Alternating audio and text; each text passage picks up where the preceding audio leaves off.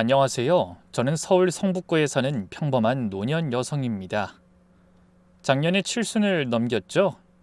요즘은 칠순이면 아직 젊다고들 하는데 저같이 평생 몸으로 때운 사람에겐 세월의 무게가 남다르게 느껴집니다. 젊어서부터 김밥집, 식당 설거지, 파출부 안 해본 일이 없거든요. 손가락 마디마디가 굵어지고 허리가 굽어가는 걸 느끼면서도 오직 자식들 잘 되는 것만 바라보며 살았습니다. 그렇게 힘들게 키운 자식들은 다행히 잘 자랐어요. 큰아들 정식이는 은행원이 되었고 늦둥이 딸 정연이는 어렵게 공부해 변호사가 되었습니다. 그런 저를 부러워하는 사람도 많았어요. 자식이 잘 됐으니 노후에는 효도받으며 편하게 살 거라고 입을 모았죠.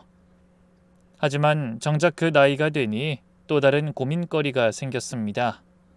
바로 며느리와 원만한 관계를 유지하기가 어렵다는 것이었어요. 저를 존중하지 않는 며느리 때문에 편하기는커녕 오히려 전쟁 같은 시간을 보내야 했거든요. 그 과정에서 깨달은 게 참 많습니다. 그래서 이런 제 경험이 많은 분에게 좋은 본보기가 될 수 있을 거라는 생각에 사연을 보내게 됐어요. 그럼 지금부터 위태롭게 이어지던 고부관계가 급기야 파국을 맞게 된 그날로 돌아가 보겠습니다. 사건이 시작된 건 자식들이 마련한 저의 칠순잔치에서였어요. 사실 저는 잔치 같은 거 할 마음도 없었습니다. 평생 남의 집 잔치 음식 만들고 설거지하며 살아온 사람이라 이 잔치라는 말만 들어도 신물이 났거든요. 하지만 두 아이가 고집을 부리더군요. 먼저 큰아들 정식이가 나섰습니다. 엄마, 평생 고생만 하셨는데 칠순잔치는 꼭 하셔야죠. 둘째 정연이도 거들었습니다. 오빠 말이 맞아요. 엄마 친구분들도 다 모시고 제대로 한번 해드리고 싶어요. 그렇게 호텔 뷔페를 예약하고 제 친구들과 친척들을 모두 초대했습니다. 화려한 꽃장식에 케이크까지 상상도 못한 호화로운 자리였죠. 잔치가 한창 무르익을 무렵 딸이 제 앞으로 다가왔습니다. 손에는 고급스러운 쇼핑백을 들고 있었어요. 그러더니 쑥스러운 듯 선물을 내밀며 말했습니다. 엄마, 칠순 축하드려요. 선물이에요. 둘째가 건넨 쇼핑백을 열어보니 제가 말로만 듣던 명품 가방이 들어있었습니다. 검은색 가죽에 금색 체인이 달린 그야말로 고급스러움이 물씬 풍기는 가방이었죠.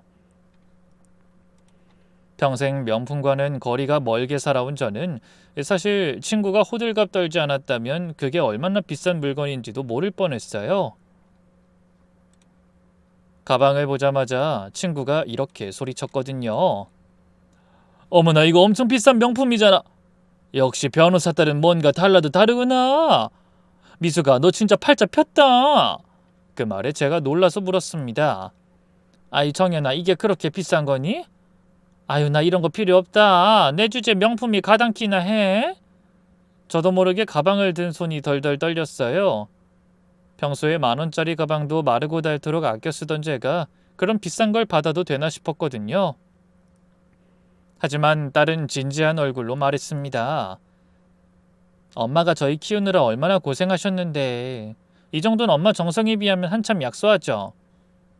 새벽 4시에 일어나서 김밥 싸고 자정까지 식당 설거지하고 자식들 뒷바라지하느라 허리 한 번 못 펴셨잖아요. 딸의 말을 들으니 코끝이 찡해졌습니다. 그 힘들었던 시절이 주마등처럼 스쳐 지나갔거든요. 엄마 손 좀 보세요. 손 이렇게 망가지도록 고생하면서 저희 남매 키우셨잖아요. 이젠 엄마도 보답받고 누리면서 사셔야죠. 엄만 그럴 자격 충분해요. 당당하게 받으세요. 딸이 제 손을 꼭 잡으며 말했습니다. 옆에 있던 큰아들도 고개를 끄덕이며 동생을 칭찬했어요. 정연이가 몇 달 전부터 고민해서 산 거예요. 엄마가 다 떨어진 가방만 들고 다니셨다고. 꼭 좋은 가방 사드리고 싶다고요. 저는 그만 눈물이 터져버렸습니다. 가방이 비싸서가 아니었어요.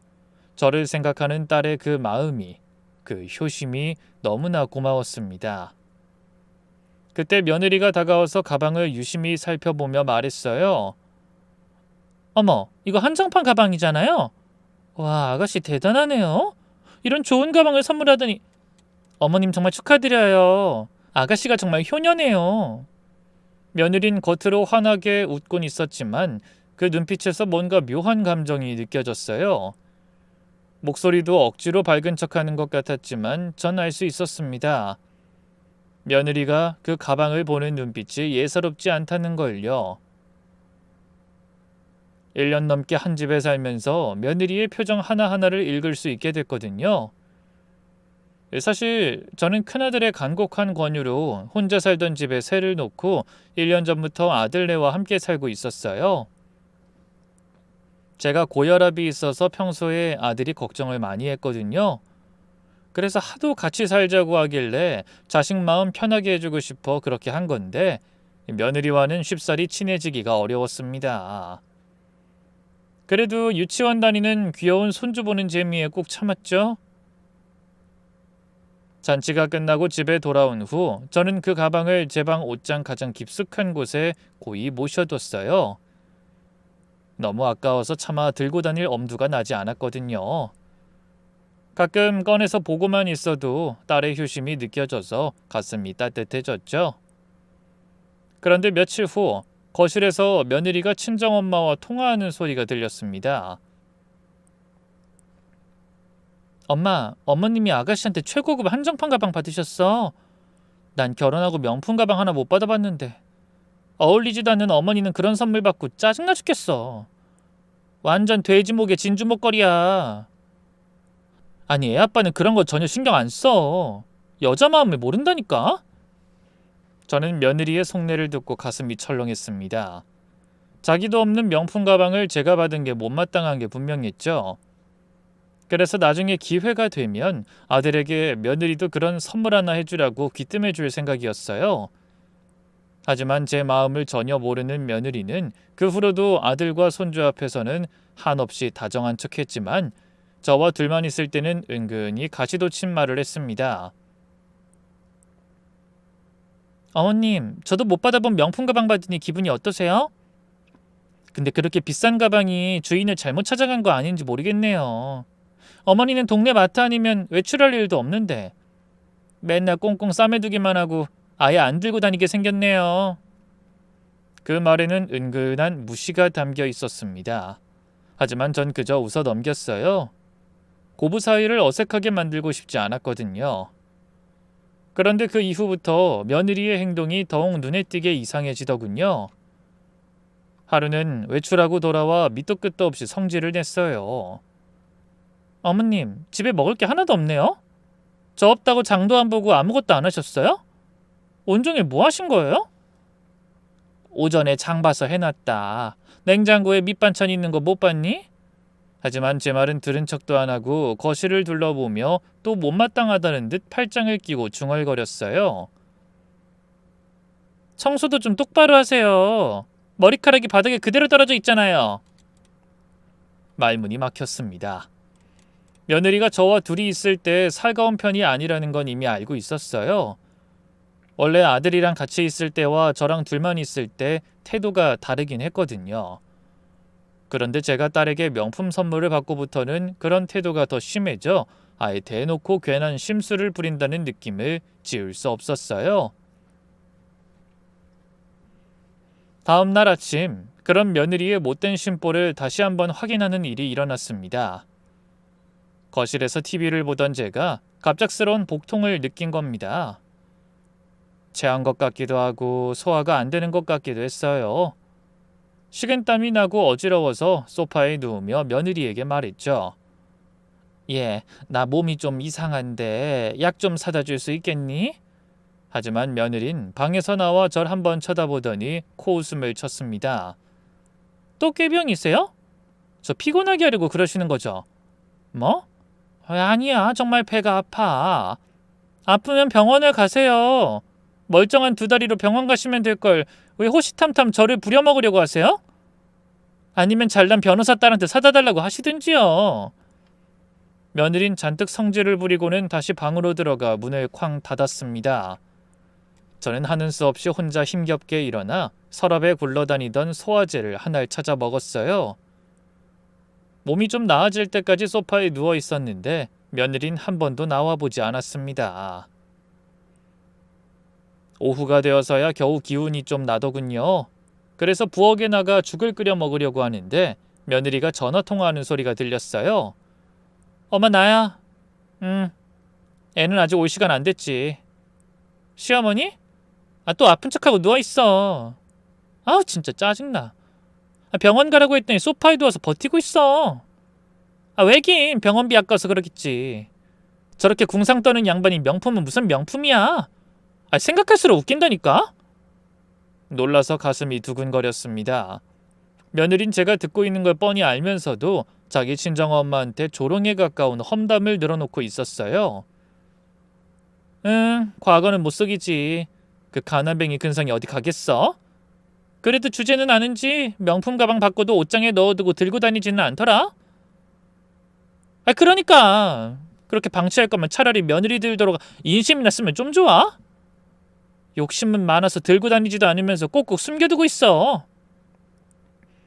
친정엄마와 전화를 끊고 나서도 독설은 계속되었습니다. 친구와 통화를 하면서도 저를 헐뜯는 말을 서슴지 않았거든요. 우리 시어머니? 요즘 치매 기운이 있는지 물건 둔 것도 자꾸 까먹고 같은 말 반복하면서 사람 피곤하게 한다니까. 아마 조만간 요양원 알아봐야 할 것 같아. 잘 됐지 뭐. 안 그래도 같이 살기 싫어 죽겠는데. 남편이고 시누이고 자기 엄마라면 얼마나 끔찍하게 구는지 눈꼴셔 죽겠어. 그 얼굴에 어디 그런 복이 들었나 몰라?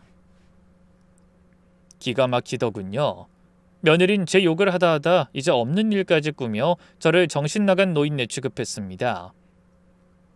저에게 불만이 잔뜩 쌓여 입만 열면 남한테 험담하고 싶어 안달인 모양이었어요. 그동안은 아들 걱정시키고 싶지 않아 그런 며느리의 행동을 참아왔지만 저도 더는 버틸 재간이 없었습니다. 그래서 조만간 기회가 되면 자식들과 진지하게 얘기 나누고 분가할 생각이었어요. 그러다 며칠 후 제 오랜 친구의 아들 결혼식이 있었습니다. 평생을 함께한 친구의 경사라 저도 기쁜 마음으로 외출을 준비했어요.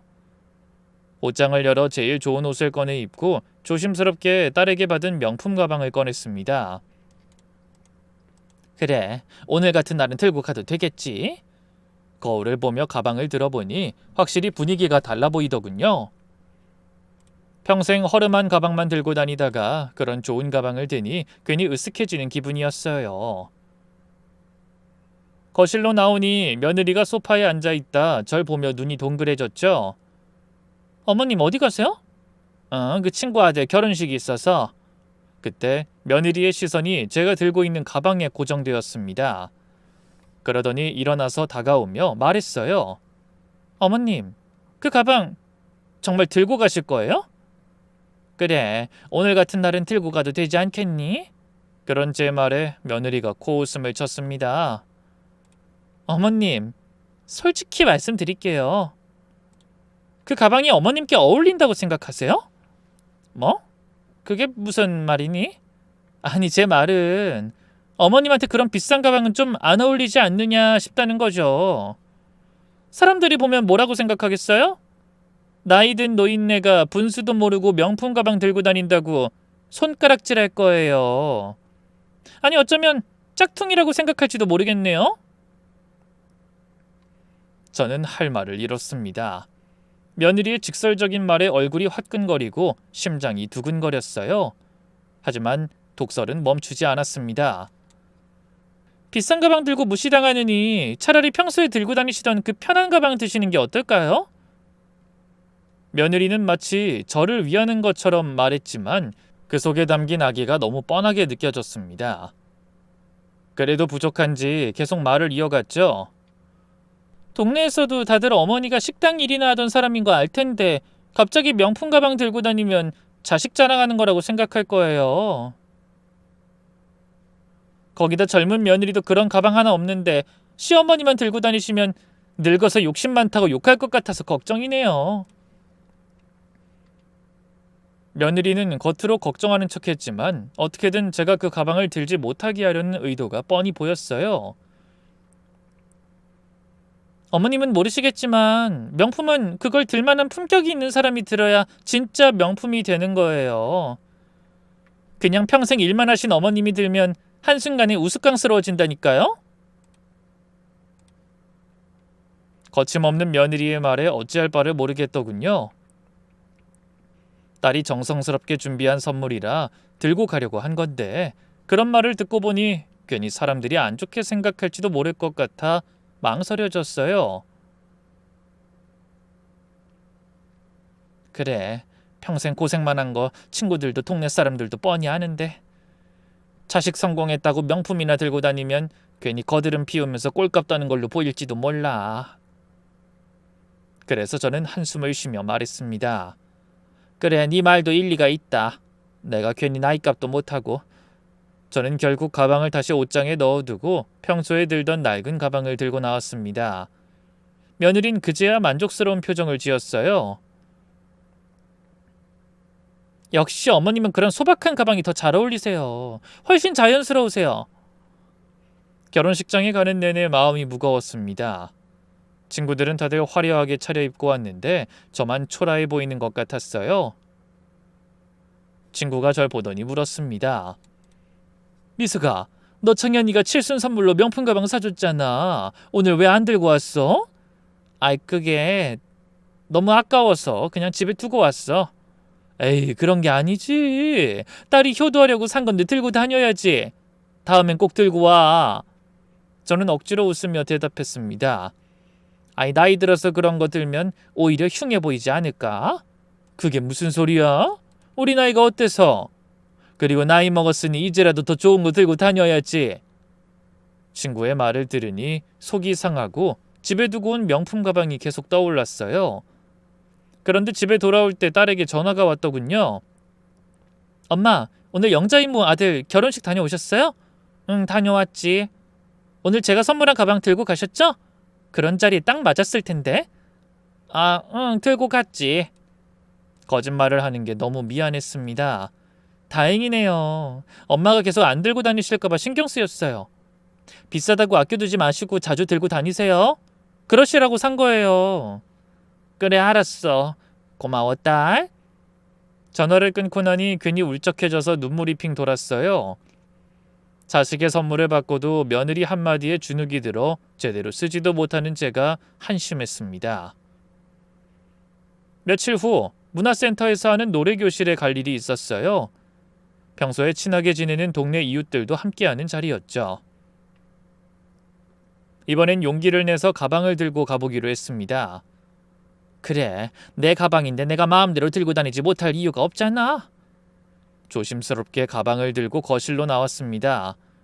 마침 며느리가 부엌에서 나오다가 절 봤어요. 어머님, 또 그 가방 들고 가시려고요? 오늘은 문화센터 가는 날이라서. 며느리가 한숨을 푹 쉬었습니다. 어머님, 제가 며칠 전에도 말씀드렸잖아요. 그 가방은 어머니한테 안 어울린다고요. 아이, 그래도 딸이 사준 선물인데. 아이고, 답답하시네 정말. 좋아요. 그럼 직접 경험해 보세요. 사람들이 어떤 눈으로 보는지 분명히 후회하실 거예요. 며느리의 차가운 말투에 또다시 제 자신감은 바닥으로 떨어졌습니다. 하지만 이번엔 꼭 참고 나가려고 했어요. 그런데 현관에서 신발을 신으려는데 며느리가 거기까지 따라 나왔습니다. 제가 어머님 걱정돼서 진심으로 충고해 드리는 거예요. 그런 가방은 기사 떨린 차 타고 다니는 사모님들이나 드는 거예요. 평생 허드렛 일이나 한 어머님 주제에 어울리겠어요? 며느리의 집요한 공격에 저는 결국 또 무너졌습니다. 그래, 알았다. 안 들고 갈게. 다시 방으로 들어가 가방을 넣어두고 평소 들던 가방을 들었습니다. 거울에 비친 제 모습이 한없이 초라해 보였죠. 그런데 문화센터에서 만난 이웃들도 친구와 똑같이 물었습니다.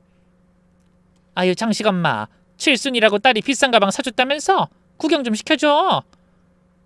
아유, 집에 두고 왔어. 막 들고 다니기 너무 아까워서.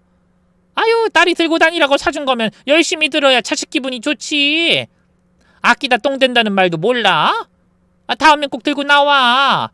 아유, 나 같으면 동네방네 자랑하면서 매일 들고 다니겠구만.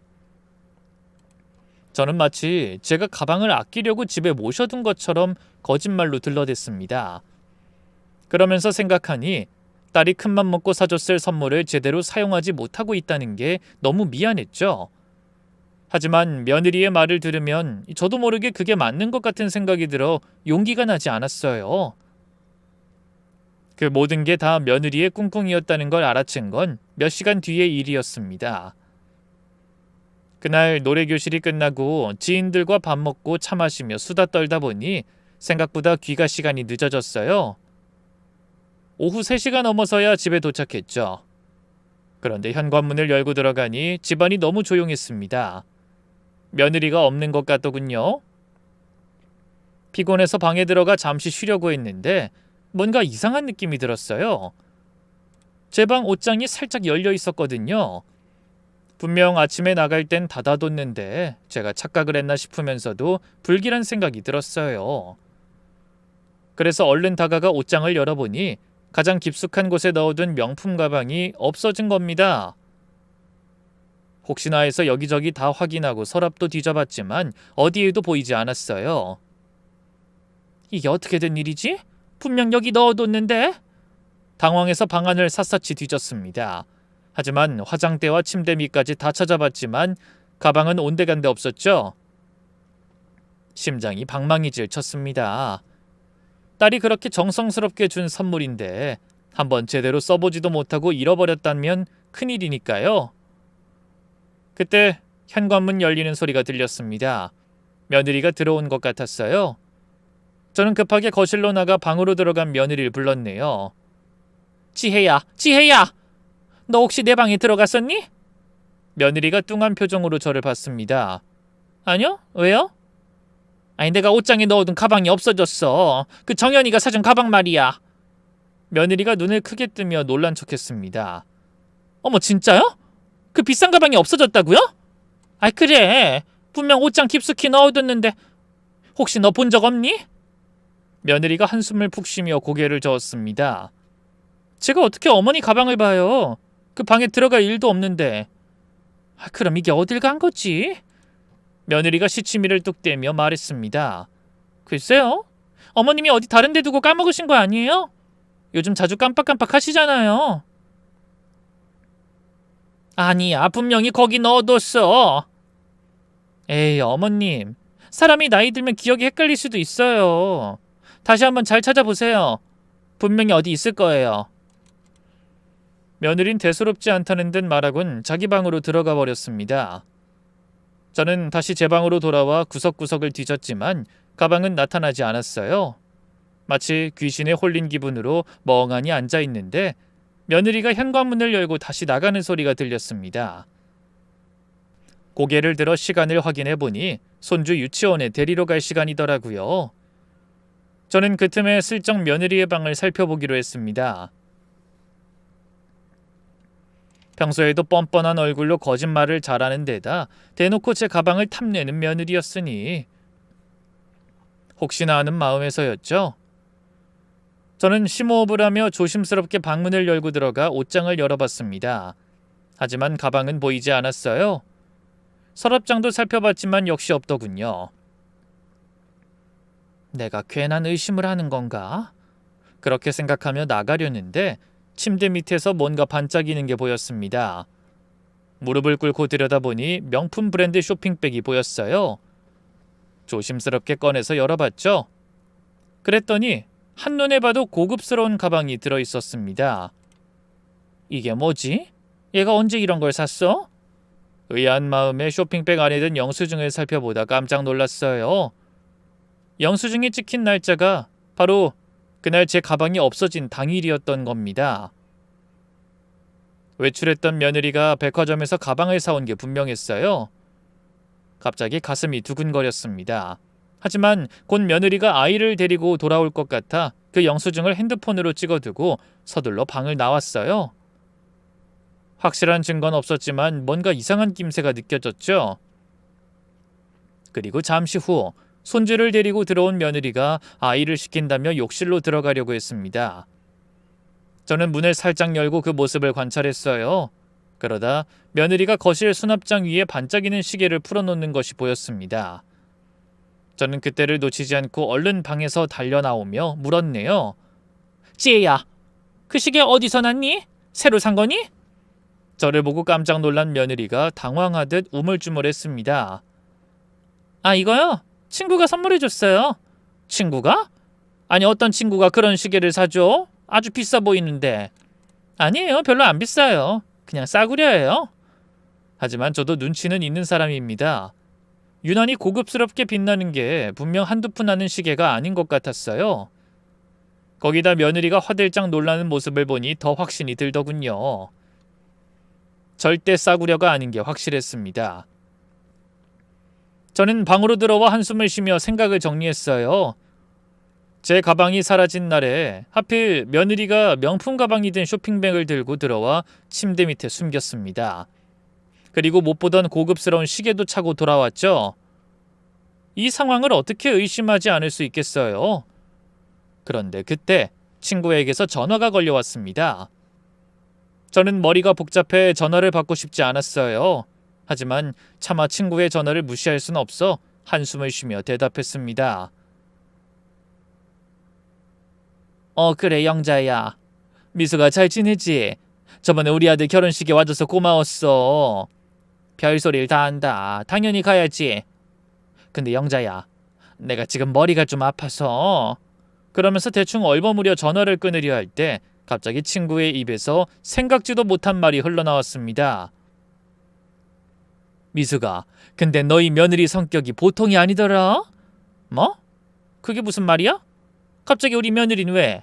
아니, 아까 백화점에서 너희 며느리 봤는데 명품 판매장에서 엄청 성질 내고 있더라고. 뭐? 아니, 우리 며느리가 백화점에서 성질을 왜 내? 아이, 그러게 말이야. 내가 얼마나 놀랐는지 아니? 젊은 여자가 하도 추태 떨길래 신기해서 다가가 봤더니 아이, 글쎄 너무 낯이 익은 거야. 근데 너희 며느리잖아. 아우, 내가 얼마나 깜짝 놀랐는지. 아이, 정말 확실하게 본 거 맞아? 아니, 걔가 명품 판매장에는 왜 간 거지? 그때 머릿속으로 퍼뜩 불길한 생각이 스쳤습니다. 그래서 뭔가를 물으려는데 친구가 먼저 제 의심을 확신으로 바꿔놓을 말을 꺼냈죠. 거기 정연이가 네 가방 사준 바로 그 브랜드였어. 뭐라고? 저는 머리를 한 대 얻어맞은 것처럼 잠시 멍해졌습니다. 제 가방이 사라진 날 며느린 생전 인연 없던 명품 판매장에 가서 뭘 한 걸까요? 저는 최대한 침착하게 물었습니다. 그래서 우리 며느리가 무슨 말을 하는지 들었니? 당연히 들었지. 어찌나 큰 소리로 난리를 치는지. 아까 거기 지나가는 사람들은 다 봤을 거야. 명품 가방 환불해달라고 직원이랑 실랑이 하고 있었어. 영수증도 없이 막무가내로 우기더라고. 그러니 직원은 당연히 안 된다고 하고. 순간 온몸에 소름이 돋았습니다. 환불을 해달라고 했다고? 그래, 잘 안 보였는데 무슨 검은색 가방이었어. 체인 달린. 아, 맞다. 네가 정연이한테 받은 거랑 비슷해 보이던데? 숨이 막혔습니다. 정말로 며느리가 제 가방을 가져가고 오리발을 내미는 게 확실했죠. 어디 그뿐인가요? 한 번도 사용하지 못한 가방을 다시 들고 가 환불해달라고 진상까지 떨었다니 어이가 없고 기가 막혔습니다. 그래서 환불이 됐어? 제가 떨리는 목소리로 묻자 친구가 우습다는 듯 대답했어요. 처음엔 안 된다고 했는데 너희 며느리가 하도 난리를 치니까 매니저가 나와서 보증서 확인하고 여기저기 전화하더니 어떻게 처리해 준 것 같더라? 근데 그러고 나서 다른 매장 가더니 막 쇼핑을 하던데? 아마 그 가방 가격만큼 백화점 상품권으로 돌려받은 것 같더라. 친구의 말을 듣고 나니 모든 수수께끼가 풀렸습니다. 며느리가 왜 그토록 제가 가방을 들고 나가지 못하게 막았는지 그제야 이해가 되더라고요. 사용하지 않아야 환불을 할 수 있으니 그랬겠죠. 며느린 그렇게 지켜낸 제 가방을 몰래 가져가서 환불하고 돌려받은 상품권으로 자기 물건을 산 게 틀림없었어요. 제가 알고 있기론 백화점에선 절대 영수증이 없으면 환불을 안 해주는 것 같았습니다.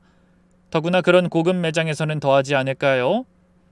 그런데 대체 얼마나 억지를 부렸으면 안 되는 걸 해줬을까 싶더라고요. 전화를 끊고 저는 망연자실했습니다. 며느리가 시어머니 물건을 훔치다니. 어떻게 이런 일이 있을 수 있을까요? 이번 일은 절대 그냥 넘어갈 수 있는 성질의 문제가 아니었어요. 그래서 저는 한참을 고민하다 전화기를 들어 어딘가로 연락했습니다. 그리고 며느리가 저녁을 준비하는 소리가 나자 재빨리 몸을 움직여 반격을 준비했죠. 그리고 2시간쯤 지나자 큰아들이 퇴근해 오고 곧이어 제가 부른 사람도 도착했습니다. 바로 저에게 명품 가방을 선물해준 딸이었어요. 욕실에서 나온 아들은 동생을 반기며 인사했죠. 너 바쁘다더니 연락도 없이 무슨 일이야? 엄마가 급하게 하실 말씀이 있다고 해서 왔지. 근데 왜 우리 조카가 안 보이지? 그래서 제가 얼른 답했습니다.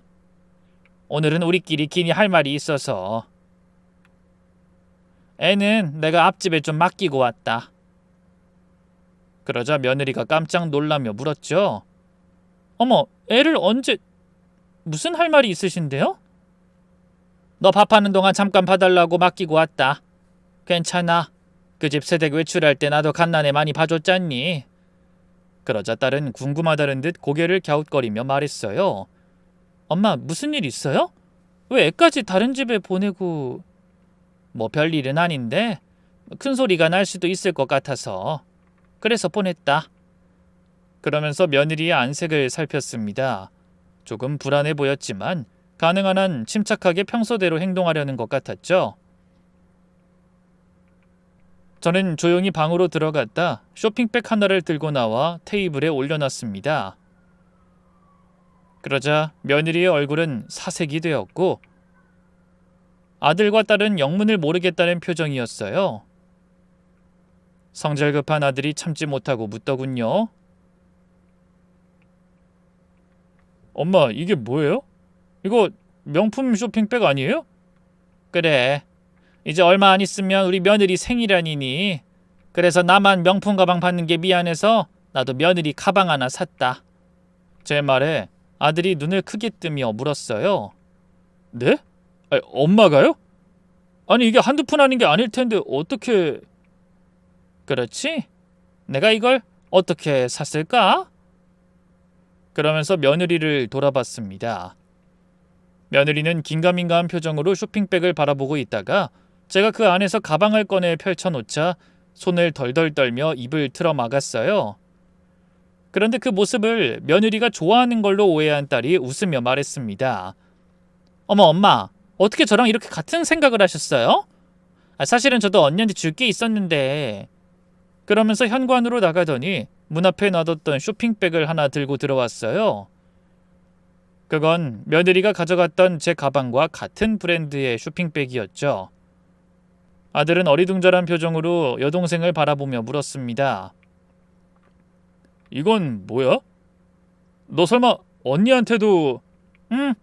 언니가 엄마 잘 모셔주시는 게 고마워서 언니 가방도 하나 샀어. 사실 뭐 엄마 사드리면서 언니 것도 같이 사고 싶었는데 아무리 내가 잘 번다고 해도 한 번에 명품 2개는 버겁더라고. 그래서 언니 생일에 맞춰서 샀지. 근데 엄마도 저랑 같은 생각을 했다니 너무 신기하네요. 아무것도 모르는 아들은 한박 웃음을 터뜨리며 말했어요. 이야, 이게 무슨 일이야? 사실은 저도 이사람 가방 하나 사라고 하려고 마음먹고 있었거든. 그동안 불평도 없이 엄마 잘 모셔주고 애 잘 키워준 게 고마워서. 그 말에 며느리가 조금 전보다 더 몸을 떨며 말문이 막힌 듯 저만 바라보고 있었습니다. 그때 딸이 웃으며 며느리의 손을 잡고 말했어요. 언니, 갑자기 명품복이 터졌네요. 제가 고른다고 고르긴 했는데 혹시 마음에 안 드실까 봐서 걱정이에요. 한번 풀어보세요. 하지만 그런 딸의 말에도 며느린 여전히 아무 말도 못하고 허옇게 질린 얼굴로 저만 바라보고 있었습니다. 그 모습이 이상한지 아들이 말했어요. 엄마, 이 사람이 갑자기 생각지도 못한 명품 벼락을 받고 넋이 나갔나 봐요. 여보, 당신 괜찮아? 얼른 정연이 선물도 확인해봐. 엄마가 사주신 가방은 어때? 마음에 들어? 그래도 며느리가 아무 말도 하지 못하고 계속 떨고 있자 그 모습을 지켜보던 제가 드디어 입을 열었습니다. 정연이가 사온 건 몰라도 내가 준 선물은 아주 마음에 들 거다. 지혜가 오늘 오전에 직접 가서 고른 거거든. 그렇지? 아, 이거랑 시계도 같이 샀는데 그것도 좀 가져와 봐라. 애들 보여주게. 제 말에 아들이 눈을 크게 뜨고 물었어요. 시계요? 아니 엄마 너무 무리하신 거 아니에요? 아니다 무리는 무슨. 정연이가 사준 가방 환불했더니 너끈히 살 수 있던데. 그렇지 지혜야. 그러자 며느린 입술을 깨물며 어쩔 줄 몰라 하고 제 딸은 기겁하며 소리쳤어요. 엄마 그게 무슨 말씀이세요? 제가 사드린 가방을 왜 환불해요? 그렇게 그냥 들고 다니시라고 했는데 결국 한 번도 못 들고 환불하신 거예요? 아니 내가 원한 게 아니야. 지혜가 얼마나 가방이 사고 싶었으면 나한테 말도 없이 내 가방을 가져가서 환불하고 자기 가방을 사왔더라. 그러니 이게 내가 사준 거랑 다를 게 없는 거 아니냐. 순간 거실은 찬물을 끼얹은 듯 조용해졌습니다. 잠시 후 그 정적을 깨고 아들이 말했어요. 엄마 그게 무슨 말씀이세요? 이 사람이 그럴 리가 없잖아요. 엄마한테 말도 없이 가져갔다니 그건 도둑질이라는 건데. 당신이 말해봐. 정말 그런 짓 했어? 그러자 한동안 말이 없던 며느리가 갑자기 펄쩍 뛰며 외쳤어요. 어머니 그게 무슨 말도 안 되는 말씀이세요? 제가 언제 명품 사달라고 했어요? 전 이런 거 필요 없어요. 왜 제가 원하지도 않은 선물을 사주시고 말도 안 되는 거짓말을 하시는 거예요? 네, 궁지에 몰린 며느리는 아예 모르쇠로 일관하며 발뺌하기로 마음을 정한 것 같더군요. 딸도 믿기지 않는다는 듯 절 바라보며 말했어요. 엄마 뭔가 오해하신 거 아니에요? 언니가 왜 그런 짓을. 말도 안 돼요. 그때 제가 한숨을 쉬며 핸드폰을 꺼내 딸에게 내밀었어요. 그러자 핸드폰에서 며느리의 앙칼진 목소리가 흘러나왔습니다. 내가 선물 받은 거라고 몇 번을 말해. 당장 환불해 달라니까? 손님 이러시면 곤란합니다. 환불 받으시려면 영수증을 가져오셔야. 여기 보증서 있잖아. 왜 이렇게 말귀를 못 알아들어? 선물 받았는데 영수증이 어딨냐고? 너희가 팔았던 기록 있으니까 거기서 확인해보면 될 것 아니야. 이런 명품은 다 고유번호가 있잖아. 그게 저희가 판매하긴 했어도 도난 상품일 수도 있고. 뭐야? 지금 날 도둑 취급하는 거야? 나 이거 절대 그냥 못 넘어가. 명예훼손으로 고소할 거야. 콩밥을 먹던 당장 환불을 해주던 당신이 결정해. 그렇게 서슬퍼렇게 길길이 날뛰던 며느리가 결국 환불을 받고 유유히 매장을 나오는 장면이 찍혀 있었죠. 영상을 본 딸이 입을 떡 벌린 채 며느리를 바라봤어요. 아니, 언니, 이게 어떻게 된 일이에요? 그 말에 제가 대신 대답했습니다. 아까 내가 외출하고 오니 옷장이 열려있고 가방이 없어졌더라. 근데 내 친구한테 전화가 왔어. 지혜가 백화점에서 진상 부리는 걸 봤다면서. 그 모습을 찍은 동영상을 보냈다. 그거 보기 전까진 나도 설마 했어.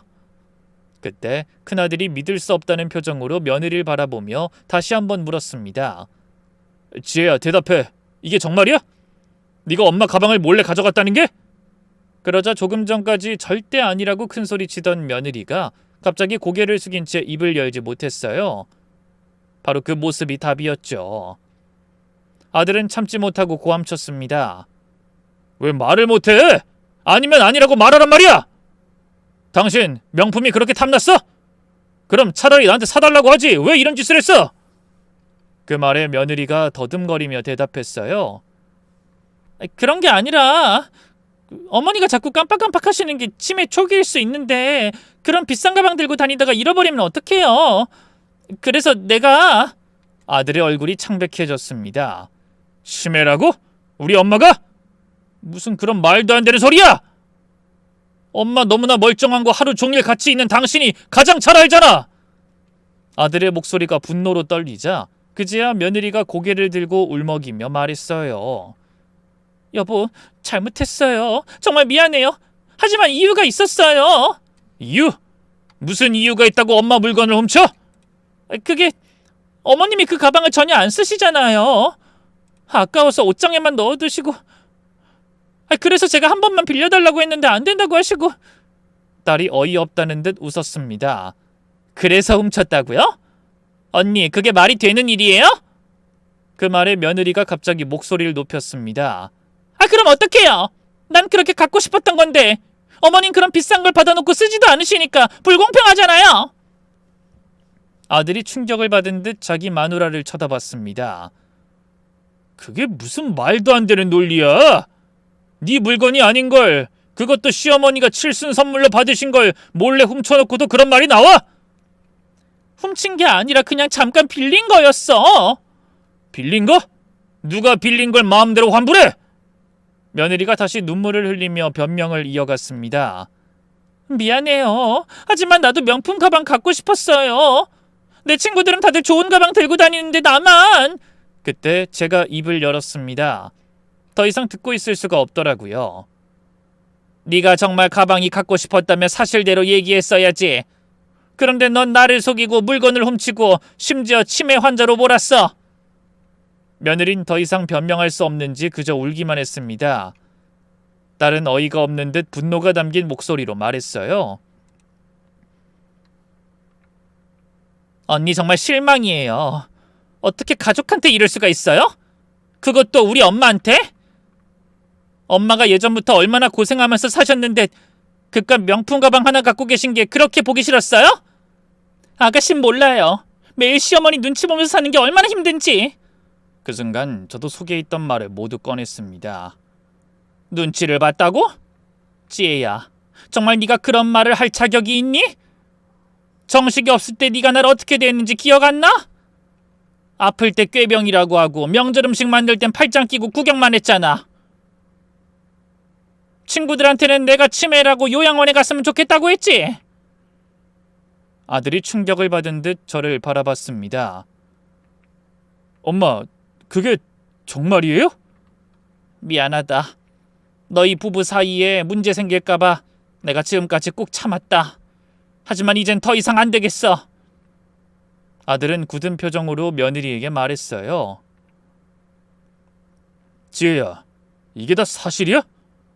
며느리가 펑펑 울며 말했습니다. 미안해요. 정말 잘못했어요.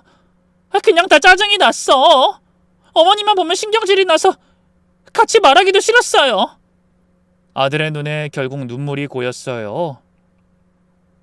지혜야, 우리 엄마가 너한테 뭘 잘못했다고 그런 말을 해? 넌 그냥 우리 엄마를 모시기가 싫었던 거구나.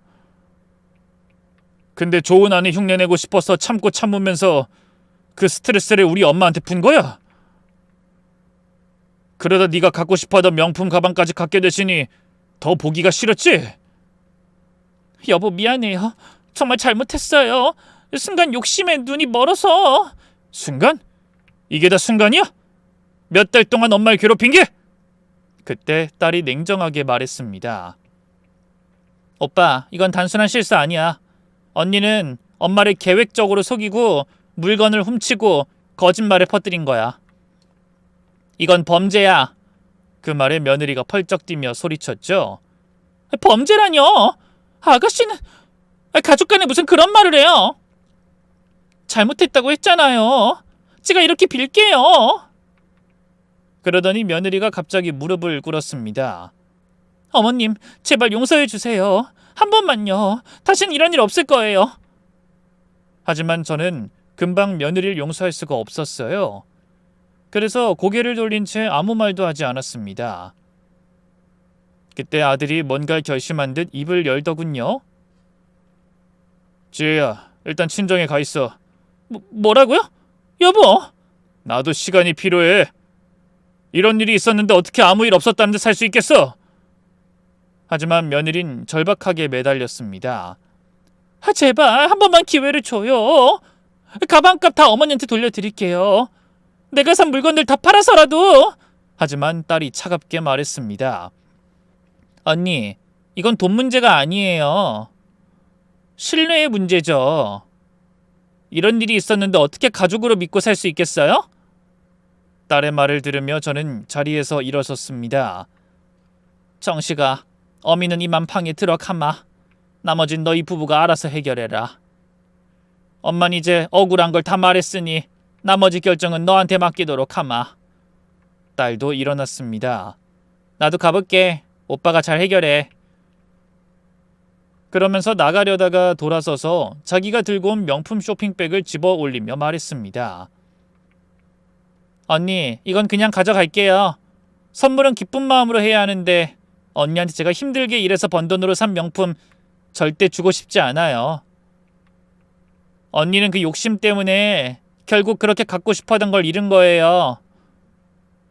명품 가방뿐 아니라 가족 간의 사랑과 신뢰까지 전부 다요. 딸의 말에 며느리는 고개를 숙인 채 울기만 했습니다. 제가 방에 들어온 후 거실에서 아들과 며느리의 대화 소리가 들렸어요. 그리고 결국 잠시 후 며느리는 눈물을 흘리며 짐을 싸서 친정으로 갔습니다. 아들은 제 방에 들어와 무릎을 꿇었어요. 엄마, 정말 죄송해요. 제가 너무 무심했어요. 그 사람이 엄마를 그렇게 대하는 줄도 모르고. 괜찮다. 네 잘못 아니야.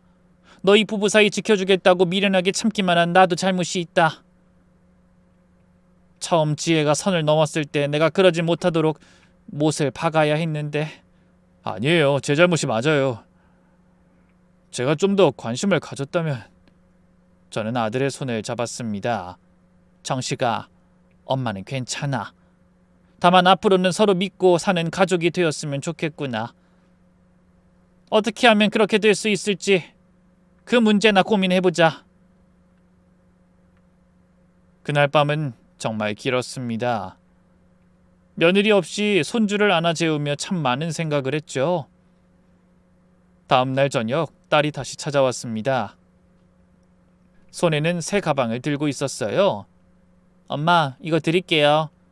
청년아, 이건 그날 언니한테 사주려고 했던 가방 말고 엄마한테 어울리는 물건으로 교환했어요. 이번엔 꼭 들고 다니셔야 해요. 저는 눈물을 참으며 딸을 안았습니다. 고마워, 청년아. 이번엔 누가 뭐라고 하든 엄마가 꼭 용기 내서 들고 다닐게. 엄마도 어제 생각을 많이 했는데 지혜가 아무리 뭐라고 해도 내가 당당하게 행동했다면 이런 일이 없었을 텐데 내가 괜히 너무 움츠러들어서 살았던 것 같다. 앞으로는 어미도 이 가방 들고 어깨 펴고 당당히 살아가마. 정말 고맙다. 그때 아들이 퇴근에 들어오는데 그 뒤를 따라 들어온 익숙한 얼굴이 보였습니다. 바로 집을 나간 지 하루 만에 돌아온 며느리였어요. 저는 깜짝 놀라서 아들을 바라보며 말했죠. 아니, 이게 어떻게 된 거냐? 지혜를 다시 드리기로 한 거니? 그게 네 결정이야? 네, 고민이 많았지만 이 사람이 정말 반성 많이 한 것 같아요. 제가 이혼하지 않는 조건으로 내민 걸 다 해보겠다고 하더라고요. 뭐? 이혼하지 않는 조건? 제 말에 아들이 씁쓸하게 웃으며 답했어요. 네, 첫째, 어머니 가방값은 스스로 돈 벌어서 갚고, 둘째, 앞으로 절대 어머니 무시하지 않고, 셋째, 원하는 게 있으면 뒤로 딴 생각하지 말고 당당히 말하고 의논하기로요. 저와 딸은 눈을 동그랗게 뜨고 고개 숙이고 울고 있는 며느리를 바라봤습니다. 그러다 딸이 먼저 물었어요. 언니가 무슨 수로 엄마 가방값을 갚아? 오빠 월급으로 갚는 건 언니가 스스로 갚는 게 아니잖아. 그러자 아들이 한숨을 쉬며 답했어요. 이 사람이 아르바이트 하겠다네. 그래서 오늘 낮에 일자리도 구했대. 애 유치원 간 사이에 할 수 있는 일로 분식집에서 일하기로 했나봐. 정말? 언니가 분식집에서 일한다고? 그 말을 듣고 저는 깊은 한숨을 쉬었습니다. 나도 식당 일하면서 너희들 키웠다. 그래서 그 일이 얼마나 힘든지 잘 알지. 지혜가 정말 그런 각오가 되어 있다는 거니? 그때 아들의 뒤에서 울고만 있던 며느리가 앞으로 나서며 말했어요. 네, 어머니, 저 각오되어 있어요. 다른 일자리도 알아보긴 했는데 제가 대학 졸업하고 한 번도 일해본 적이 없어서 다른 일 구하기가 쉽지 않아요. 뭐라도 해서 얼른 어머니 가방값 꼭 갚을 거예요. 제발 저한테 한 번만 더 기회를 주시면 행동으로 증명해 보일게요. 결국 간절한 며느리의 말을 뿌리칠 수 없어 기회를 주기로 했습니다. 그렇게 집으로 돌아온 며느리는 다음날 아침 8시가 되자 수수한 차림으로 집을 나섰어요. 제가 신기한 표정으로 물었죠. 너 정말 일하러 가는 거니? 네, 어머니. 가방값 얼른 갚으려고 아침부터 일한다고 했어요. 어머님이 애 유치원에 좀 보내주세요. 그렇게 며느리는 분식집으로 출근했습니다.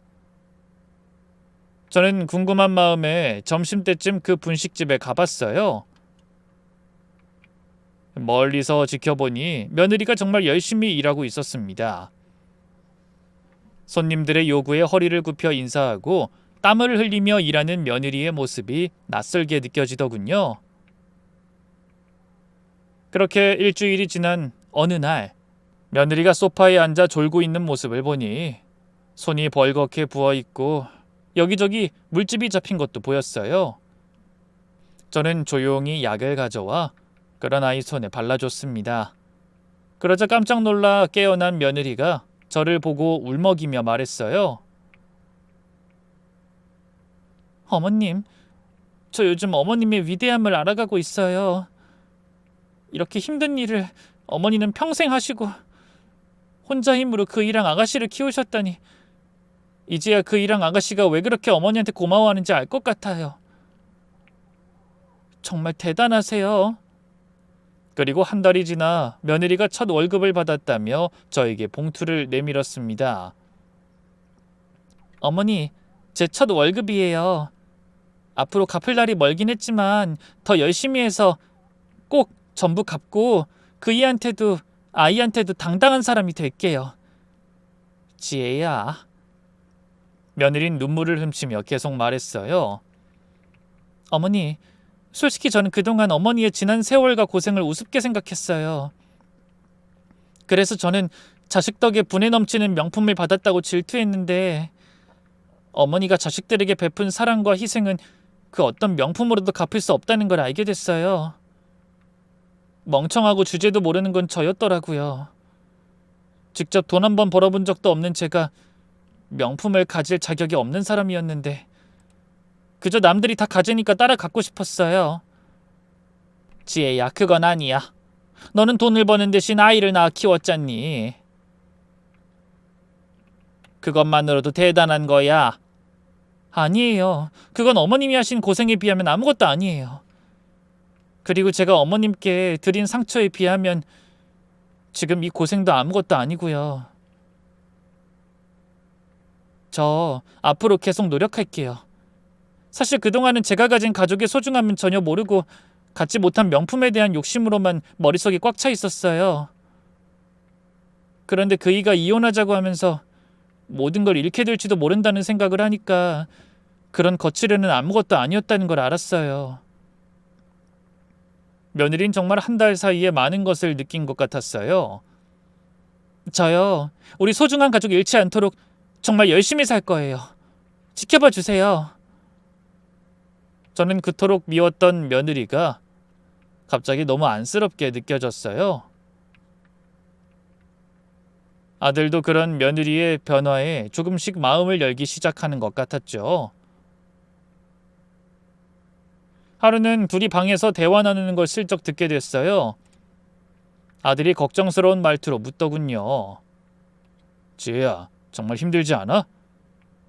당신 많이 반성했으면 이제 그 돈은 내가 대신 갚을까? 아니요. 솔직히 힘든 건 사실이지만 당연히 내가 받아야 할 벌이라고 생각해요. 그리고 정말 후회해요. 어머님께 어떻게 그런 짓을 했는지. 2달, 석 달이 지나면서 며느린 완전히 다른 사람이 되어갔습니다. 예전에 이기적인 모습은 온데간데 없고 겸손하고 부지런한 사람이 됐죠. 딸도 이 소식을 듣고 며느리를 격려했습니다. 언니 얘기 들었어요. 정말 대단해요. 잘못은 누구나 할 수 있지만 그걸 인정하고 달라지는 건 쉬운 게 아닌데. 처음으로 언니가 존경스럽게 느껴져요. 그렇게 일해 저에게 가방값을 다 갚은 후에도 며느리는 분식집을 그만두지 않았어요. 그리고 일해서 번 돈을 차곡차곡 저축했죠. 저를 대하는 태도도 완전히 달라져 눈빛에 진심과 존경이 느껴지더군요. 어머님, 오늘 병원 가시는 날이죠. 제가 모시고 갈게요. 이거 제가 월급 받아서 산 선물이에요. 비싸진 않지만 어머님이랑 어울릴 것 같아서 샀어요. 작은 일에도 세심하게 신경 쓰는 며느리를 보며 저도 완전히 마음을 열었습니다. 그런 일이 있고 벌써 1년이 지나 다시 며느리의 생일이 찾아왔죠. 그때 정연이가 박스를 하나 들고 왔습니다. 언니, 이거 선물이에요. 어머, 이게 뭐예요? 박스를 열어보니 며느리가 예전에 그토록 갖고 싶어하던 명품 가방이 들어있었습니다. 며느린 깜짝 놀라며 사양했어요. 아가씨, 이런 물건은 저한테 너무 과분해요. 저는 받을 자격이... 아니에요. 언닌 충분히 자격 있어요. 행동으로 증명했잖아요. 며느리는 떨리는 손으로 가방을 받아서 들었습니다. 정말 고마워요, 아가씨. 이 가방 평생 소중하게 간직할게요. 간직만 하지 말고 들고 다니세요, 언니. 가방은 들라고 있는 거라고요. 딸의 말에 모두가 웃었습니다. 그리고 명품 가방을 둘러싼 소동이 한바탕 지나간 후 드디어 저희 가족에게도 진짜 평화가 찾아왔네요. 돌이켜보면 힘든 시간이었지만 다 나름의 의미가 있었어요. 그 시련을 통해 저희는 더욱 단단해졌고 서로의 상황을 이해하며 진정한 가족의 의미를 깨닫게 됐으니까요. 이제 저는 어디서든 우리 며느리가 최고라고 당당하게 말할 수 있습니다. 비록 많은 시행착오를 겪었지만 그렇게 돌고 돌아 아무도 풀어버릴 수 없는 단단한 매듭으로 묶인 관계가 되었다고요. 그러니 부디 오늘 제 사연을 들으신 여러분도 어려운 관계를 포기하기보단 바른 해답을 찾아가도록 노력하시길 바라며 저는 이만 물러가겠습니다. 모두 건강하고 행복한 하루 보내세요. 감사합니다.